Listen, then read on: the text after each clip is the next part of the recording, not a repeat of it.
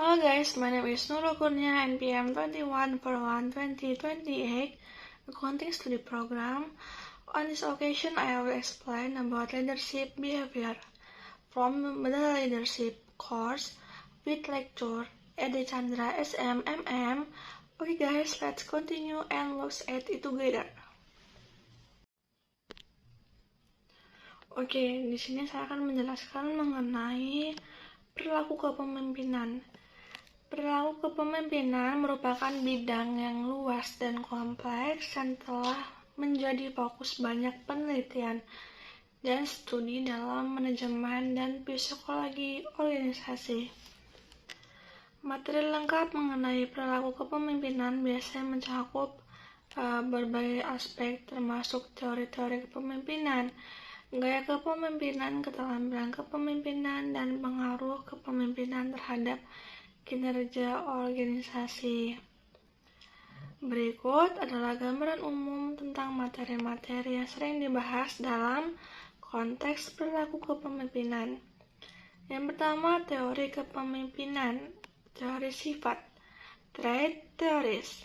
Teori ini fokus pada identifikasi sifat-sifat atau karakteristik pribadi yang umumnya dimiliki oleh pemimpin efektif. Misalnya integritas, keberanian, dan ketekunan. Selanjutnya teori perilaku, behavioral theories.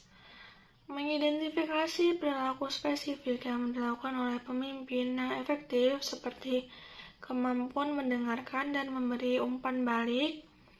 Selanjutnya teori kontingensi, contingency theories. Menekankan pentingnya konteks dalam menentukan gaya kepemimpinan yang efektif. Salah satu model populer adalah model kontingensi Fiedler yang menilai kepemimpinan berdasarkan orientasi tugas dan hubungan dalam situasi yang menguntungkan atau tidak. Teori kepemimpinan transformasional dan transaksional. Kepemimpinan transformasional fokus pada inspirasi dan motivasi tim untuk mencapai kinerja yang lebih tinggi, sementara kepemimpinan transaksional lebih banyak berfokus pada pertukaran antara pemimpin dan pengikut. Gaya kepemimpinan otokratik. Pemimpin membuat semua keputusan penting dan mengarahkan semua kegiatan tanpa masukan dari anggota lain, partisipatif atau demokratis. Pemimpin melibatkan anggota tim dalam proses pengambilan keputusan untuk meningkatkan akseptasi dan komitmen.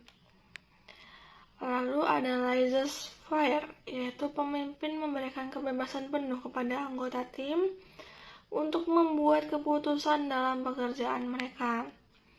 Lalu ada keterampilan kepemimpinan pengambilan keputusan, kemampuan untuk membuat keputusan yang tepat dan cepat dalam situasi yang berbeda.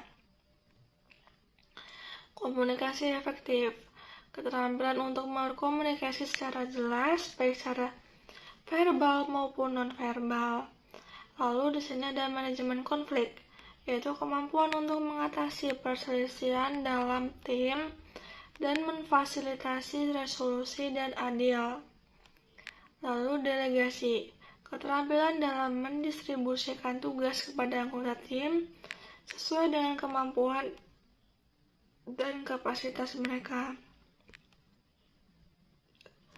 Lalu selanjutnya, pengaruh kepemimpinan pada organisasi, meningkatkan motivasi. Pemimpin yang efektif dapat memotivasi tim untuk bekerja dengan lebih giat dan mencapai tujuan. Lalu pengembangan budaya. Perilaku pemimpin memiliki pengaruh besar terhadap pembentukan dan pemeliharaan budaya organisasi. Lalu inovasi dan kreativitas. Kepemimpinan yang mendukung inovasi bisa memacu anggota tim untuk datang dengan ide-ide baru dan memperbaiki proses kerja. Lalu perkembangan kepemimpinan, coaching dan mentoring. Pemimpinan yang efektif sering memberikan bimbingan kepada anggota tim mereka untuk membantu mereka mengembangkan keterampilan dan kemampuan profesional mereka. Lalu pelatihan kepemimpinan. Program pelatihan yang dirancang untuk meningkatkan keterampilan kepemimpinan seperti workshop, seminar, dan kursus online. Lalu ada evaluasi kinerja. Proses yang digunakan untuk menilai efektivitas pemimpin termasuk feedback 360 derajat dari atasan, rekan kerja, dan bawahan langsung. Studi kasus dan aplikasi praktis. Studi kasus menganalisis situasi kepemimpinan dalam berbagai organisasi untuk memahami keputusan dan perilaku pemimpin dalam konteks nyata. Simulasi aktivitas berbasis skenario yang memungkinkan pemimpin untuk berlatih dan mengembangkan keterampilan kepemimpinan dalam lingkungan yang terkontrol.